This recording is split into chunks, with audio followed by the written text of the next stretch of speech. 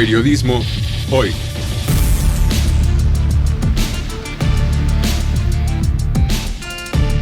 Avatares, riesgos y transformaciones del oficio de informar.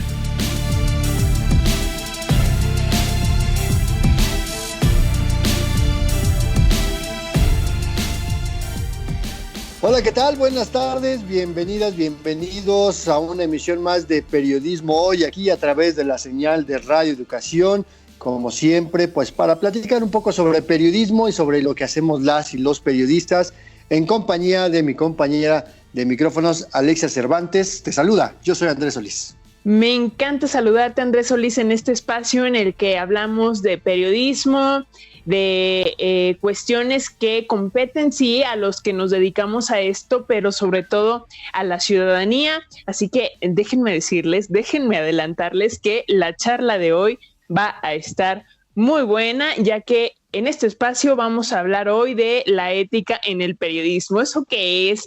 ¿Con qué se come? ¿Cómo se aplica? ¿Cómo detectar cuando un periodista o una periodista no están siendo éticos? Como dices tú, Andrés Solís, ¿qué es eso de la ética? ¿Es una leyenda urbana?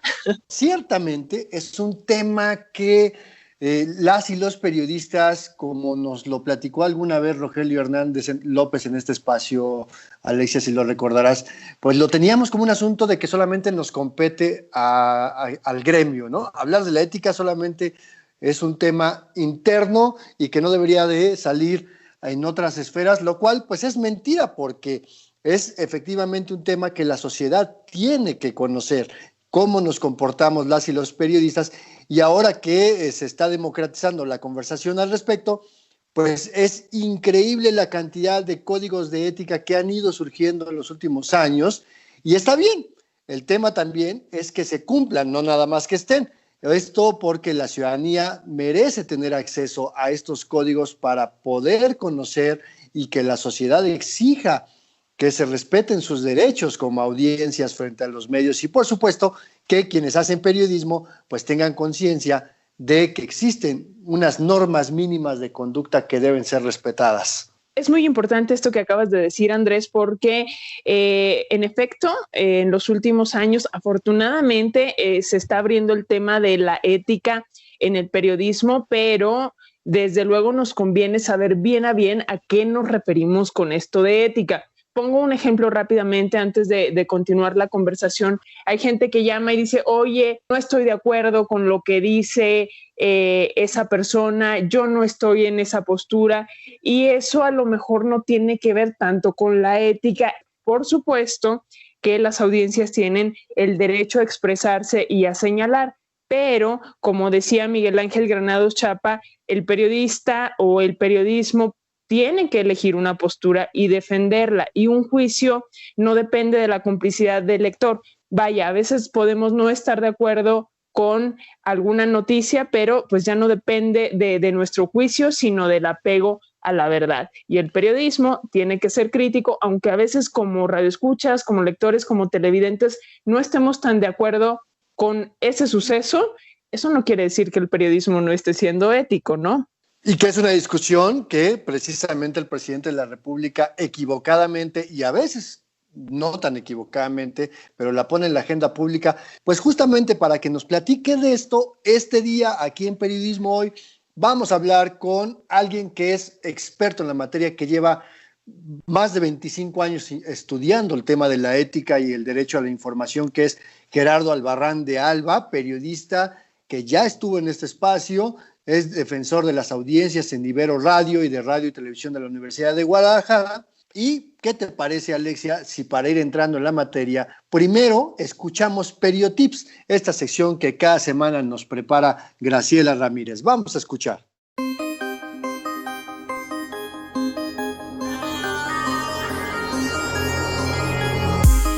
Periotips. Los códigos de ética periodística o códigos deontológicos contienen los principios éticos, reglas de conducta o prácticas deseables que deben tener los periodistas profesionales y los medios de comunicación con el fin de garantizar calidad, compromiso con la sociedad y generar credibilidad.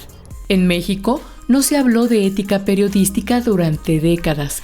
Fue hasta mediados de los 70 cuando se tiene registro de periodistas hablando de ética a partir de dos organizaciones, la Unión de Periodistas Democráticos y la Federación Latinoamericana de Periodistas.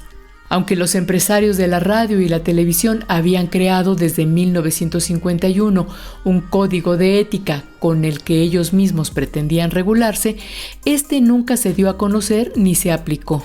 El primer periódico en dar a conocer un código de ética fue El Economista en 1993. Le siguieron El Norte de Monterrey, El Nacional, Novedades, El Financiero, Reforma, El Universal, entre otros.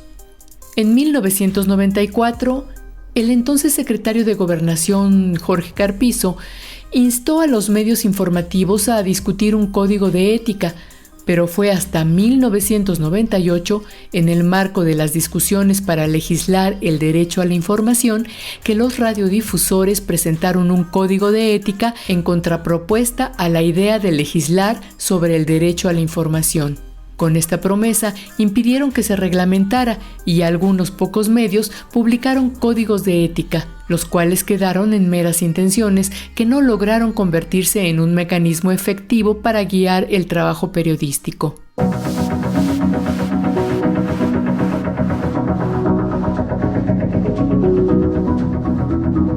De acuerdo con el análisis de varios pensadores que han estudiado la ética periodística, esta se compone de 5 valores rectores: veracidad, independencia, responsabilidad, integridad profesional y servicio a la sociedad. La atención que la ciudadanía y los propios periodistas han dado a los códigos de ética es mínima, por lo que no hay una aplicación real de estos principios ni hay exigencias de las audiencias para su cumplimiento. Las razones por las que en México los códigos de ética no han tenido éxito son principalmente 4. La corrupción, cuando los gobiernos, partidos o particulares entregan dinero o regalos para que se difunda información a su conveniencia. Los conflictos de interés, que se dan cuando el periodista o el medio de comunicación no son independientes y olvidan que su compromiso es con la sociedad. La espectacularización de la noticia es una estrategia muy común a la que recurren los medios cuando exageran y distorsionan la noticia con el fin de vender más. Y la incompetencia o falta de profesionalismo, cuando un periodista no corrobora los hechos, no contrasta fuentes ni investiga lo suficiente para llegar a la verdad. En los últimos tiempos, los principios éticos del periodismo se han reconocido y asumido cada vez más en comparación con el pasado. Hoy, la práctica del chayote o embute es reconocida como práctica indebida, aunque la falta de ética no conlleva a sanciones ni penas legales y la única consecuencia puede ser la pérdida de confianza del público. Pero para ello hace falta que sean los ciudadanos, los lectores, radioescuchas, televidentes y cibernautas quienes conozcan estas reglas éticas para exigir su cumplimiento y para poder elegir en qué información creer. Te invitamos a conocer más sobre ética periodística consultando a autores como Ernesto Villanueva y Omar Raúl Martínez, cuya bibliografía publicaremos en nuestra página de Facebook.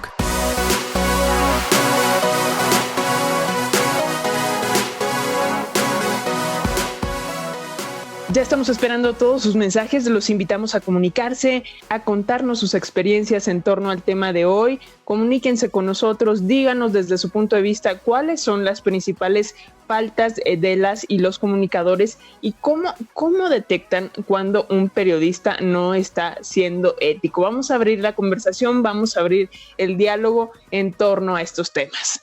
Envíenos por favor sus mensajes a nuestras redes sociodigitales. Recuerden que por el momento no tenemos acceso al WhatsApp ni a los teléfonos en cabina allá en Radio Educación, pero pues de todos modos nos los hacen llegar y estas comunicaciones pues las vamos a leer en nuestro siguiente programa. Mientras tanto, en Facebook nos pueden contactar a través de nuestra página Periodismo Hoy y en Twitter como @hoyperiodismo. Vamos a aprovechar, si te parece, Alexia, a recordar algunos de los mensajes que recibimos en el transcurso de estos días.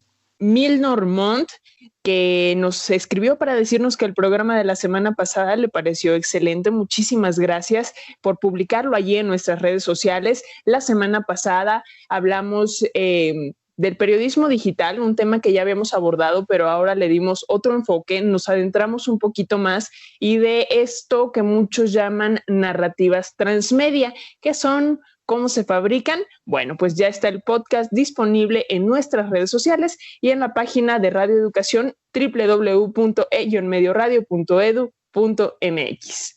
Y también Mario Gabriel Rojas Sarabia nos pregunta sobre pues qué opinamos respecto a las demandas por daño moral como la que interpusieron hace pues como un año y medio, si mal no recuerdo, en contra de Sergio Aguayo. Mira, Mario, es un tema muy delicado porque México es un país que ha ido avanzando poco a poco en la despenalización de los llamados delitos contra el honor, que son precisamente la calumnia, el daño moral y la injuria. Sin embargo, aquí lo que hay que hacer, la distinción, y que es muy importante, es que Sergio Aguayo no es periodista. Sergio Aguayo es un académico, es un intelectual, es un investigador, conduce espacios en radio y televisión, pero por sí solo no es periodista, él es colaborador periodístico. No quiere decir que tenga derecho todo el mundo a que lo demande, no, por supuesto que no. Sin embargo, a Sergio Aguayo lo tendríamos que poner en esta categoría de colaborador periodístico solo por hacer la precisión. Lo que sí es importante aclararte, mi querido Mario, es que necesitamos despenalizar los delitos contra el honor, pero también que cuando se van por la vía civil, como en este caso de Sergio Aguayo, pues lo demanda por una cantidad impensable de dinero que a veces es imposible pagar. ¿Por qué? Porque lo que sucede es que en México el daño moral, que está por la vía civil, el castigo se deja a criterio del juez. Entonces, si el juez dice que si eres bien mala onda, pues entonces te pone una sanción de 50 millones de pesos. Pero si el juez cree que lo que dijiste no es tan pecaminoso, entonces a lo mejor solamente te castiga con 2 pesos. Eso es lo que hay que cambiar, el Código de Procedimientos Civiles, justamente para que cuando haya un tema de daño moral, que además se tenga que probar y no se deje a un criterio de un juez, ¿no? Que es, digamos, es un tema muy complicado que seguramente, si te parece, Mario, lo tendremos que abordar en un programa específico de aquí de Periodismo Hoy, porque además el tema de la calumnia, aun y cuando esté en el ámbito de lo civil, es publicar algo cierto o falso. Entonces, tú puedes publicar la verdad con todos los pelos de la burra en la mano y aún así causarle daño moral a alguien. Por eso es un tema tan delicado que merece un programa aparte, Alexia. Pero mientras, mira, vamos a seguir enviando saludos a Nadis Granados hasta Tlaxcala, a Jimena Montes de Oca, a Judith Alba, quienes participaron y atinadamente nos respondieron a la cápsula de periodismo en persona que dedicamos la semana pasada a María Elena Meneses. Y justamente hablando de periodismo en persona, antes de pasar a nuestra entrevista, que ya nos colgamos un poquito, queremos darles las primeras pistas de nuestro personaje de hoy. Hablaremos de uno de los periodistas más destacados de México desde la década de 1940 hasta la década de 1960. Associated Press se ha referido a él como uno de los 10 reporteros más influyentes del mundo, considerado como un periodista más peligroso que el arsénico. Así titulaba, por cierto, Arsénico, una de sus 2 columnas en Excelsior. Todavía no les voy a decir cómo se llamaba la otra columna, para que le batallen un poquito y, bueno, investiguen, si ya lo saben, nos digan de quién se trata.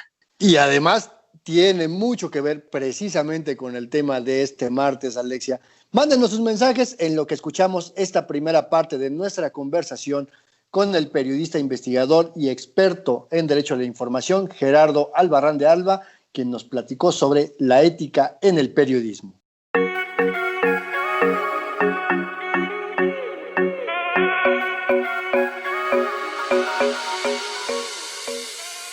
Bueno, pues hoy, este día, tenemos el gusto nuevamente de platicar aquí en Periodismo Hoy con el colega periodista Gerardo Albarrán de Alba, que además de que es un periodista de muchos años de experiencia y que dirige este importante proyecto llamado Sala de Prensa, que es un aporte al estudio de la comunicación y del periodismo, también es presidente del Consejo Consultivo del Mecanismo de Protección de Periodistas de la Ciudad de México y defensor de las audiencias en Ibero 90.9 y Canal 44 y Radio UDG de la Universidad de Guadalajara, que además es un experto en todos estos temas y estudioso de lo que tiene que ver con la ética y la deontología del periodismo.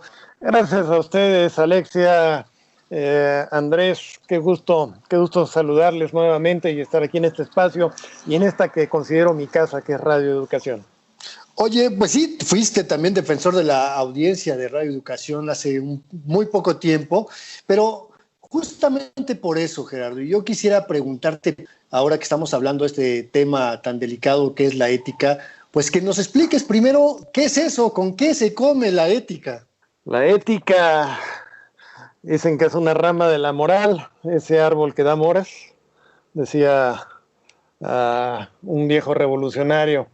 La ética es aquello que sirve para guiarnos, para tratar de establecer las mejores prácticas posibles en nuestras actividades, sea esta la que sea. La ética se podría considerar como una suerte de estudio de la moral. En el caso del periodismo y de los medios de comunicación estaríamos hablando ya de ética profesional y le podemos decir entonces deontología, que es la ética de las profesiones. A mí me gusta mucho cómo lo decía Javier Darío Restrepo, que para muchos fue un maestro de la ética periodística en América Latina. Él decía que la ética era una utopía, pero no una utopía por irrealizable, sino porque era algo así como tirarle una piedra a la luna. Sabemos que nunca la vamos a alcanzar, pero siempre intentaremos cada vez lanzar esa piedra más lejos y así trataremos de avanzar siempre más y más en este propósito de ser éticos, ser responsables, ser profesionales. Gerardo, en este sentido, ¿quién dirías tú que vigila o debe vigilar a los periodistas? Para empezar, si los periodistas deben ser vigilados en esto que mencionas, en esto de la ética, en esto de aventar la piedra y tratar de darle a la luna. Valga la paradoja y siguiendo con los dichos, aquí los periodistas aventamos la piedra y no debemos de esconder la mano. La vigilancia de los periodistas y nuestro trabajo lo hace la propia sociedad, porque todo lo que hacemos es público, todo lo que hacemos es transparente, está a la vista de todo mundo. Lo que no siempre está a la vista son nuestras intenciones, nuestros intereses, nuestras filias, nuestras fobias, nuestras taras. Y para eso se crean una serie de mecanismos que nos permiten vigilarnos a nosotros mismos. En principio están los códigos de ética, que son una construcción colectiva, es una manera de sistematizar el conocimiento ético que se ha generado a lo largo de la historia con las prácticas profesionales y que finalmente podemos poner en una serie de enunciados que sirven particularmente para todos aquellos que están empezando en esta profesión como una guía, precisamente. Para los que ya tenemos un buen rato, es un recordatorio permanente de lo que ya sabemos que se debe hacer y sobre todo de lo que no se debe de hacer. Sin embargo, no basta con eso. El periodismo tiene conocidos y reconocidos más de 30 mecanismos de autorregulación. Mecanismos de autorregulación que son fórmulas para precisamente estar vigilándonos a nosotros mismos. Por eso se llama autorregulación. Son instrumentos que nos damos, que hemos creado nosotros mismos y que nos damos a nosotros mismos para permanentemente estarnos recordando nuestros límites, nuestras obligaciones, nuestras responsabilidades en el ejercicio profesional. Y una de las figuras que están más extendidas, además del código de ética, es la figura del defensor del lector en los periódicos o del radioescucha en las estaciones de radio y del televidente, por supuesto, en la televisión, que cumplen con una función que a mí me gusta llamarla ser la conciencia crítica del medio.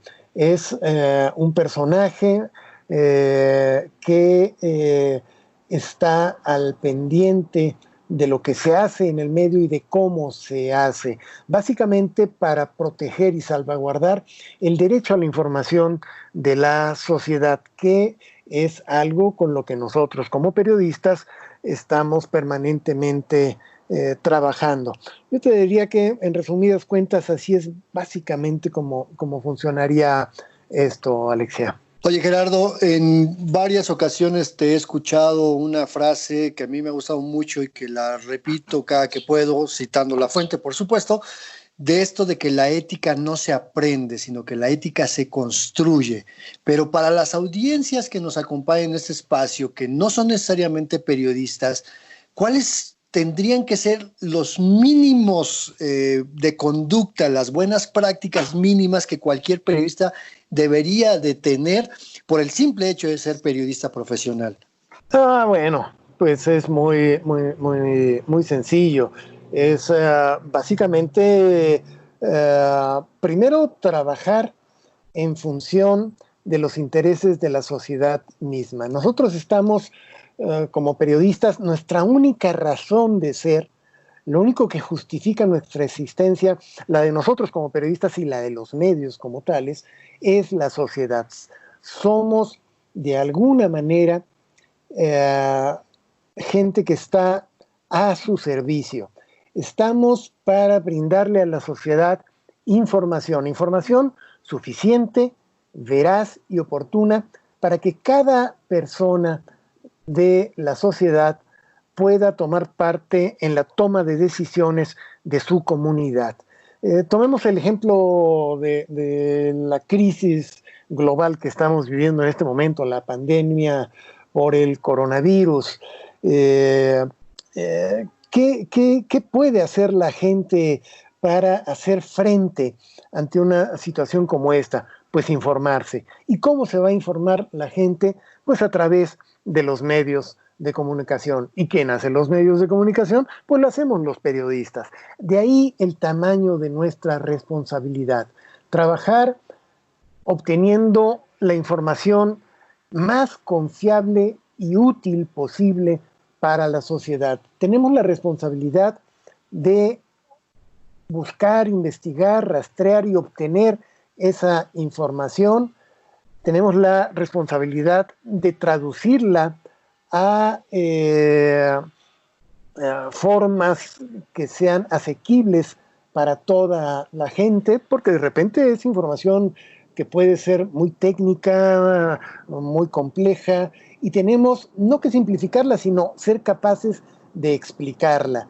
Pero tenemos también la obligación de que cada dato y cada pieza de información que obtenemos, tenemos la responsabilidad de verificar una y otra vez la veracidad de esta información, la veracidad de cada dato que le proporcionamos a la sociedad, en la esperanza de que sean datos ciertos y reducir al máximo posible la posibilidad de que nosotros mismos cometamos errores. Gerardo, déjame puntualizar. Cuando hablamos de ética periodística, siento yo que casi siempre en automático pensamos en el chayo, en sobornos de parte de altos funcionarios, pero en efecto la ética tiene que estar en otros aspectos del periodismo. Como bien señalas, hay veces que cometemos errores, por más que revisemos, en efecto hay muchos filtros, pero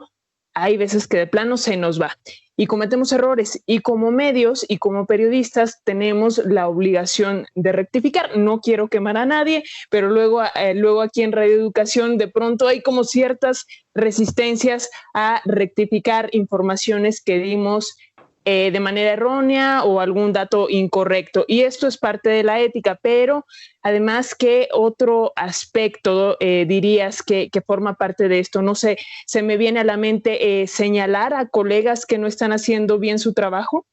Sí, por supuesto. En la primera parte de lo que planteas, Alexia, es un tema de honestidad, y es un tema de honestidad intelectual. El caso de los errores. Los periodistas somos humanos y nos equivocamos. A mí me gusta decirlo también con una suerte de apotegma. Errar es de humanos, corregir es de periodistas. Muchas veces ocurre que un periodista comete un error, y cuando cae en cuenta de este error o alguien se lo hace notar, pretende hacer como que no pasó, pretende minimizarlo o simplemente ignorarlo, porque creen algunos que si reconocen que se equivocaron, si reconocen que cometieron un error, pues la gente va a dejar de confiar en ellos, pues porque se equivocaron una y otra vez, como nos ha pasado a todos en esta profesión. Yo llevo 42 años de periodistas y me he equivocado muchas veces. Lo que se le puede pedir a un periodista es eso, honestidad intelectual. Nadie nos puede exigir perfección, pero sí nos pueden reclamar esa honestidad intelectual para reconocer cuando nos equivocamos y sobre todo para corregir el error. Corregir el error consiste no en desgarrarnos las vestiduras, sino en proporcionar el dato correcto, como debió haber sido desde la primera vez, pero que no se pudo porque cometimos un error por cualquier cantidad de circunstancias que pueden estar sucediendo alrededor nuestro y del propio proceso informativo. Cuando un periodista reconoce un error, rectifica y proporciona la información correcta como debió haberlo hecho, no solo no pierde credibilidad, todo lo contrario, gana más credibilidad. Yo puedo confiar mucho más en un colega que es capaz de reconocer un error y de rectificarlo que en aquel otro que lo niega o se hace el que la Virgen le habla y prefiere pasar por la vida exigiendo y ejerciendo una impunidad moral que solo afecta a la sociedad, pero que más temprano que tarde también va a afectar su propia credibilidad, que a fin de cuentas es lo único que tenemos como periodistas. Lo otro que planteabas, la honestidad material, es parte también de esta profesión que desde el origen ha sido sujeta a presiones, y una de estas presiones es la corrupción.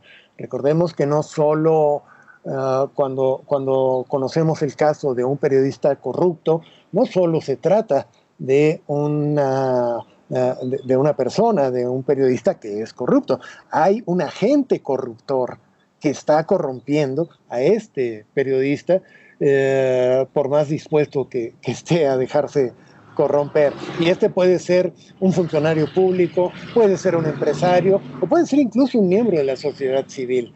Esto es una perversión y es una forma de prostitución que daña al ejercicio profesional, y del que cuando el resto de los periodistas tenemos conocimiento, debemos tener también el valor ético y asumir la responsabilidad de señalarlo.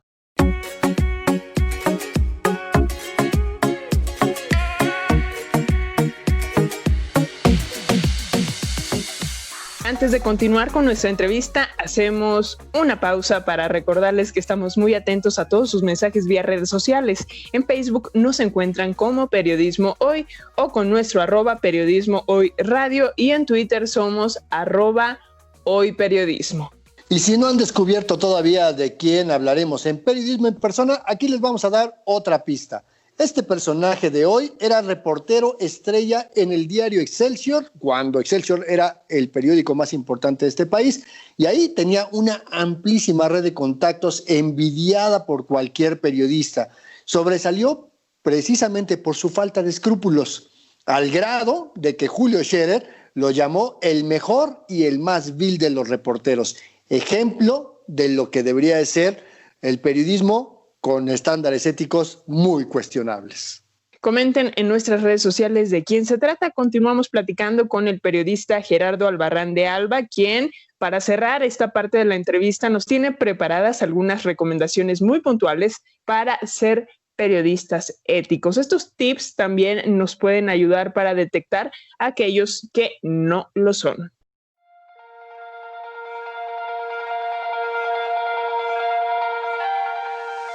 Gerardo Albarrán de Alba, periodista, doctorante en Derecho a la Información, pero ya también con una década de trabajo como defensor de las audiencias en medios públicos, en medios privados, y que eres un referente en México y en América Latina de estos temas de la ética, Gerardo. Pero este tema es, en principio, muy individual, muy de cada persona, pero también tenemos que ir pensando en que los medios en México necesitan avanzar en tener de verdad códigos éticos y deontológicos cada vez mejores, pero sigue siendo un tema de mucha reticencia en los medios. Pocos medios en México los tienen y sobre todo los ponen en práctica. ¿Por qué tenemos ese gran desfase, Gerardo, desde tu punto de vista? Porque una cosa es el periodismo, otra cosa son los periodistas y otra cosa son las empresas periodísticas. Generalmente tratamos el tema como si todo cupiera en un mismo saco, como si todo fuera lo mismo, y así confundimos estas tres partes que son muy distintas entre sí. El periodismo es una ciencia, el periodismo es mucho más que una profesión. El periodismo es una serie de valores y de principios que rigen un bien público. El periodista es aquel que se dedica básicamente a ejercer una serie de técnicas y de habilidades para cumplir con estos principios del periodismo, entre ellos el de informar. Y finalmente, las empresas periodísticas son vehículos a través de los cuales el periodista puede transmitir esta información y se cumple el propósito del periodismo. Pero son tres cosas distintas y los mueven cosas distintas también. Se los pregunto a ustedes, que son mis colegas, Andrés y Alexia, y a todos los colegas que seguramente nos están escuchando. No es para que me lo contesten ahora, pero es un planteamiento que nos tenemos que hacer tarde que temprano.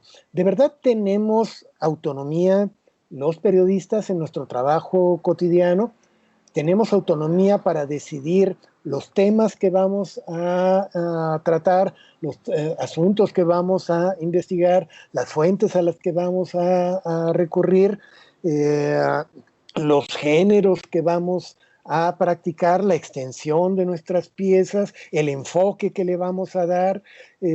¿Cómo decidimos eso? ¿Tenemos verdadera autonomía intelectual cuando trabajamos en un medio, sea público, privado, social? ¿O estamos sujetos a eso que vagamente se conoce como la línea editorial, que por lo menos en los medios privados no es otra cosa que la ideología política del dueño, y que es llevada a la práctica por los directivos del medio, que para eso son contratados.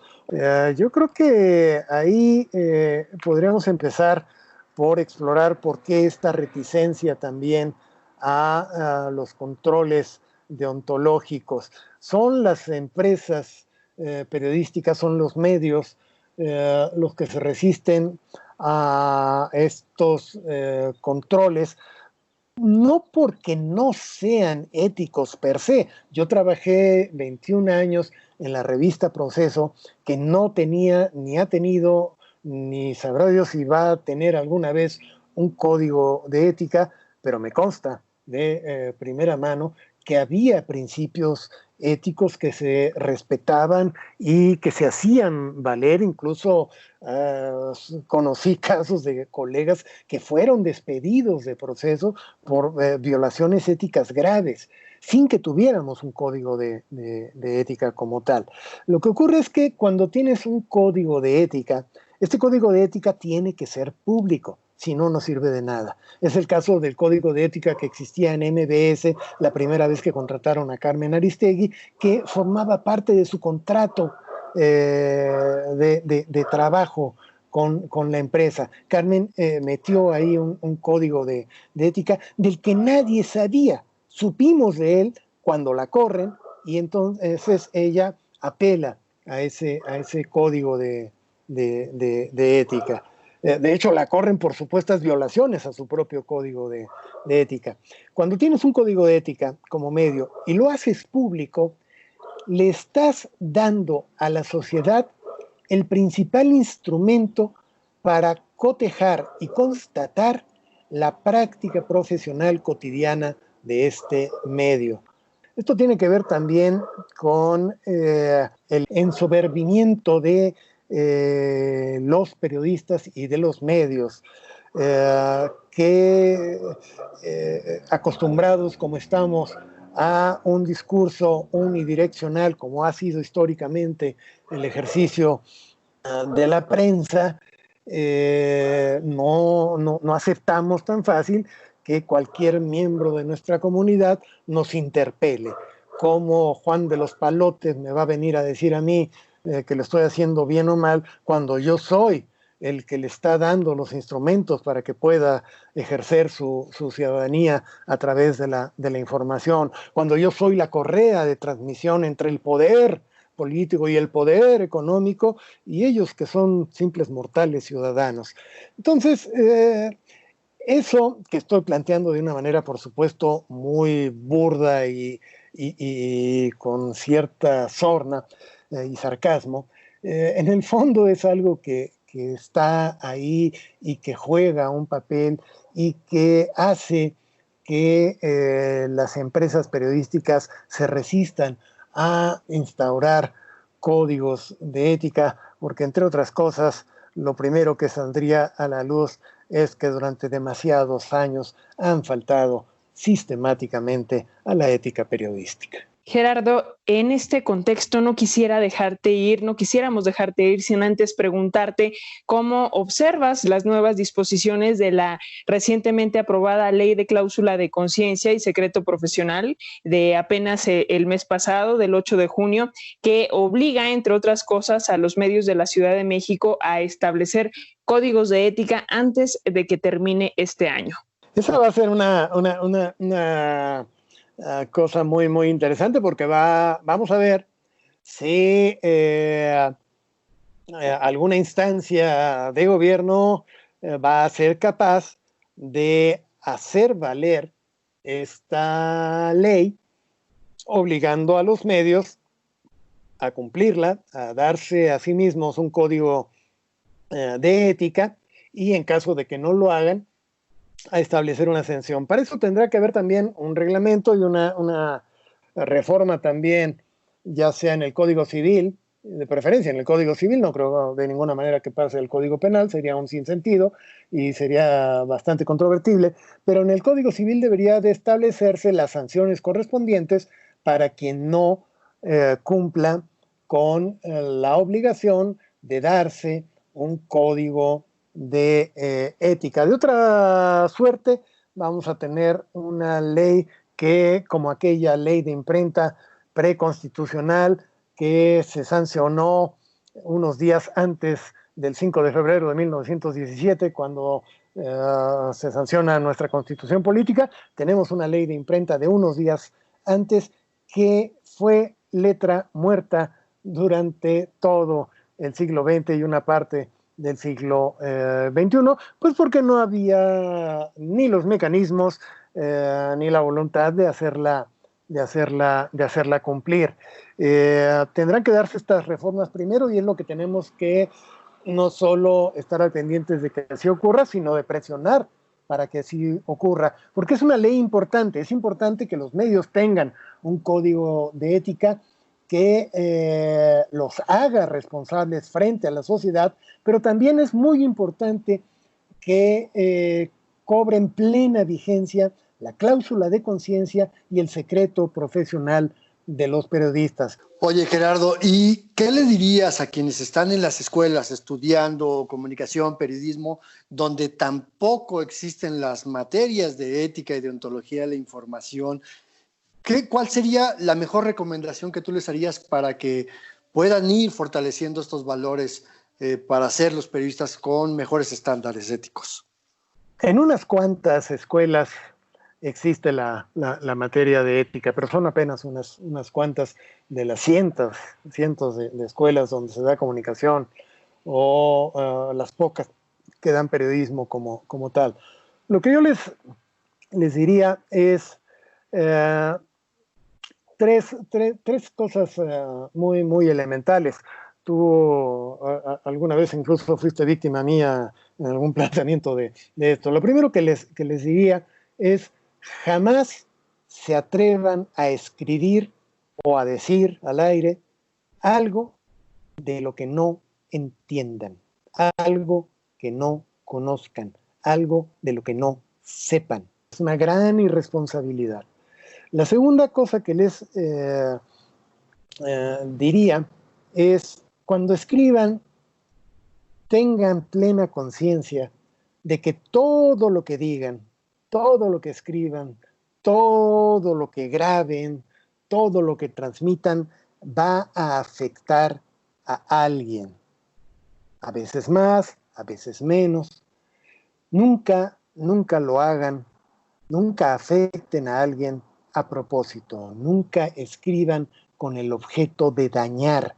Los periodistas no atacamos, por más que a las fuentes les guste decir que los medios y los periodistas los atacamos. Los periodistas no atacamos, los periodistas informamos, y al informar lo que sí puede ocurrir es que estemos afectando intereses, y eso es nuestra función, pero no lo hacemos con el ánimo de afectar a alguien en particular, lo hacemos con el ánimo de informar a la sociedad y de proteger el derecho a la información que tiene la sociedad.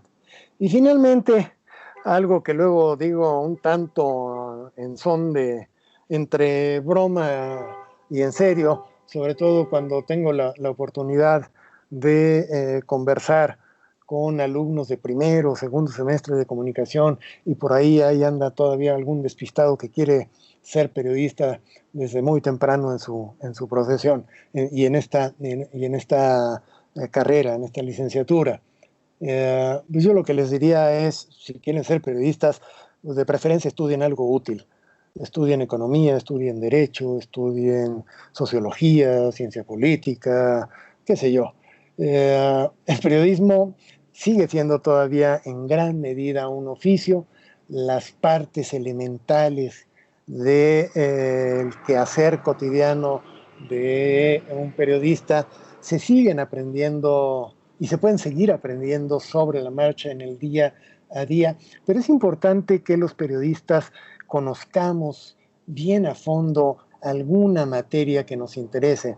Esto lo digo entre broma y en serio, porque resulta que hay países donde no existe la licenciatura en periodismo. Los periodistas no estudian una licenciatura en periodismo. Hay periodistas en algunas partes del mundo que estudian alguna otra carrera. Los periodistas de salud, por ejemplo, estudian medicina, o estudian, los periodistas de ciencia estudian física, los periodistas judiciales estudian derecho, los periodistas económicos, financieros estudian economía, y los periodistas de la fuente política pues estudian ciencias políticas, o sociología, o antropología. Y después hacen una maestría en periodismo, donde ya adquieren el resto de las habilidades y el conocimiento epistemológico de la profesión, que les permite hacer un periodismo especializado de muy, muy alto nivel. Pero como sé que tampoco los voy a convencer de que renuncien a su licenciatura en comunicación, bueno, cuando terminen su licenciatura en comunicación y han hecho la especialidad en periodismo hacia el final, estudien, sigan estudiando, sigan leyendo, tomen cursos, diplomados en aquellas cosas que a ustedes les apasionan verdaderamente, la música, la historia, la ciencia, el derecho, la economía. Traten de conocer una materia lo más a fondo posible. Gerardo, muchas gracias por estar nuevamente en este espacio de Periodismo Hoy de Radio Educación con tu servidor Andrés Solís y Alexia Cervantes. Muchísimas gracias, Alexia, Andrés. Un abrazo para ustedes y es un placer, como siempre, estar aquí con ustedes.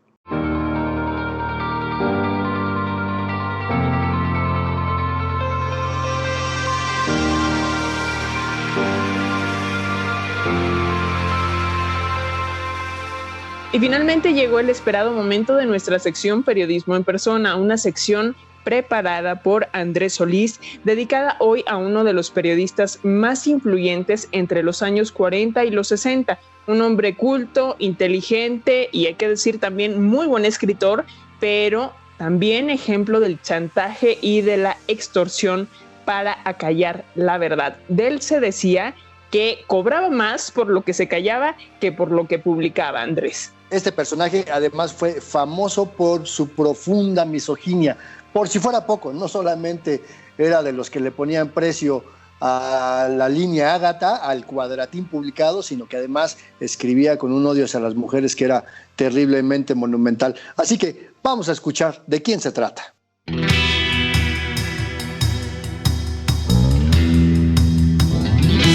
Periodismo en persona. Hoy dedicado a Carlos de Negri.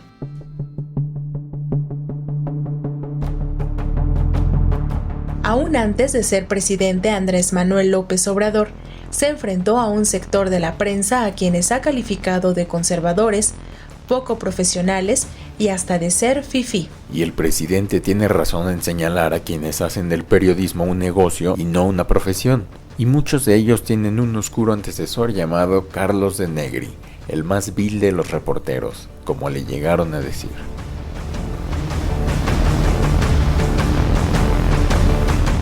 Carlos de Negri nació en la Ciudad de México en el convulso año de 1910.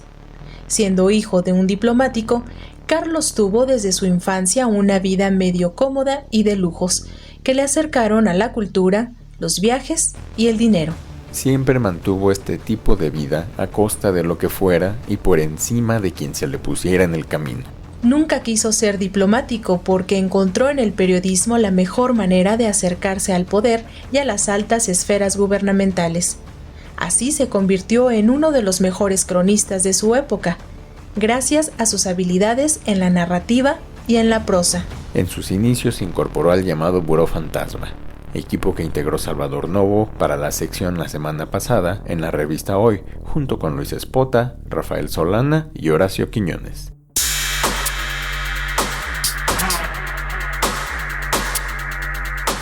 Poco antes de cumplir 30 años de edad, ya era reportero en el diario Excelsior, que en su momento era uno de los diarios más importantes del país e incluso considerado uno de los mejores periódicos del mundo. De Negri destacó muy rápido como reportero. no solo por su habilidad de redacción, sino porque era bueno buscando los detalles importantes de las historias que cubría. En muy poco tiempo, De Negri se convirtió en uno de los reporteros estrella de Excelsior y le asignaron la cobertura de las fuentes más importantes, que eran el Congreso de la Unión y, por supuesto, la cobertura de la Presidencia de la República, la fuente que todos los periodistas querían cubrir. En aquella época, la agencia de noticias estadounidense Associated Press consideró a Carlos De Negri como el periodista más prominente e influyente de México y uno de los más destacados del mundo.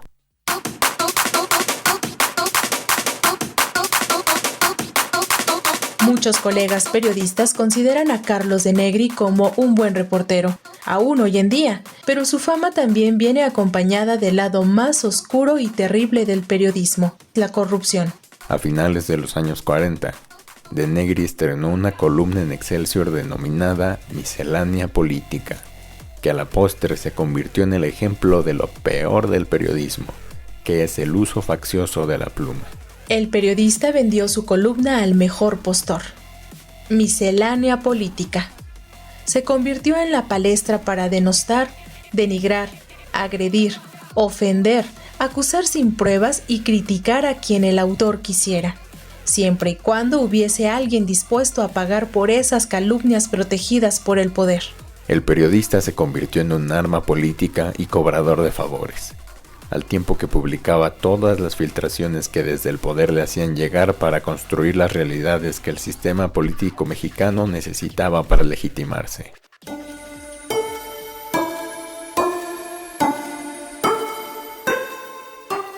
Durante 2 décadas, entre los años 40 y los 60, Carlos De Negri fue el más vil de los reporteros. Así lo recuerdan quienes lo conocieron, lo trataron o lo leyeron.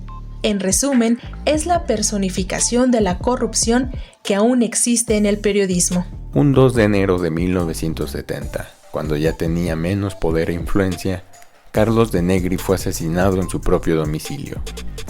La versión oficial aseguró que fue su esposa quien aló del gatillo, pero fue absuelta al poco tiempo. La verdad nunca se sabrá, pues había muchas personas que lo quisieron ver muerto desde mucho antes.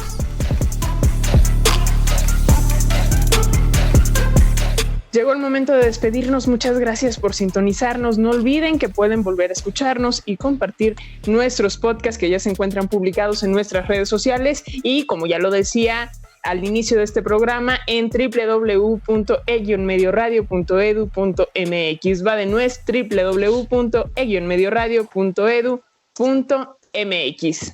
Y recuerden, tenemos una cita todos los martes a través de la señal del 1060 de Radio Educación, 96.5 de FM y por supuesto a través de la señal en vivo en Internet. Háganos llegar sus dudas, sus comentarios respecto a los temas que aquí abordamos y con gusto pues los vamos a platicar aquí en el equipo de producción para nuestra siguiente emisión. Mientras tanto, yo me quiero quedar con esta frase que sí quiero repetir de Gerardo Albarrán de Alba, que es: la ética en el periodismo no se aprende, se construye, Alexia Cervantes. Desde luego, Andrés Solís. Y también me gustaría hacer referencia a que en nuestras redes sociales ya publicamos el decálogo para el periodista comprometido de Miguel Ángel Granados Chapa. Es una joya del periodismo que todos deberíamos tener presente. Una serie de recomendaciones de no hacer juegos de palabras con los nombres o las apariencias de alguna persona, de algún entrevistado, de no ponerse en el centro de la noticia, de evitar la familiaridad con los entrevistados, sobre todo si son funcionarios públicos, de hacer uso de las palabras precisas. Todo eso y mucho más ya se los dejamos publicado en nuestra página de Facebook y también en el Twitter. Y por supuesto también, si quieren leer artículos sobre ética periodística, busquen a Javier Darío Restrepo, y si me permites el comercial, el autocomercial, pueden encontrar también en internet la guía de buenas prácticas para la cobertura informativa sobre violencia que escribí en 2014 y que trae algunas recomendaciones sobre cómo hacer coberturas con estándares éticos en temas que tienen que ver con víctimas y violencia. Oye, por cierto, Andrés, permíteme que hagamos una pausa muy rápida antes de terminar. Quisiera compartirles a nuestras audiencias que Andrés Solís va a dar un taller online de 5 semanas de duración, y este es sobre autoprotección y protocolos de cobertura de riesgo para periodistas. Y si están interesados, escríbanle a Andrés a su correo. Su correo es aasolisa@gmail.com. aasolisa@gmail.com. Pueden consultar nuestras redes sociales. Allí vamos a poner toda la información, mientras ha llegado la hora de terminar este programa. Pues el tiempo se nos agotó. Alexia Cervantes, como siempre, un placer compartir este espacio contigo y con todo el equipo que hace posible Periodismo Hoy y, claro, pues nuestra casa Radio Educación. Un gusto, Andrés Solís. Hasta la próxima.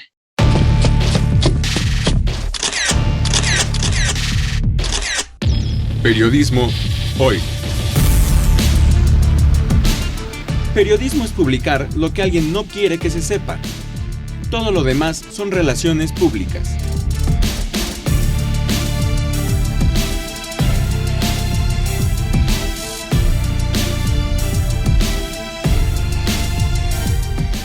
Trabajamos para usted Jorge Campos, Liliana Rodríguez, Óscar Solís, Edith Rojas, Alexia Cervantes, su servidor amigo Andrés Solís, en una producción de Graciela Ramírez para Radio Educación.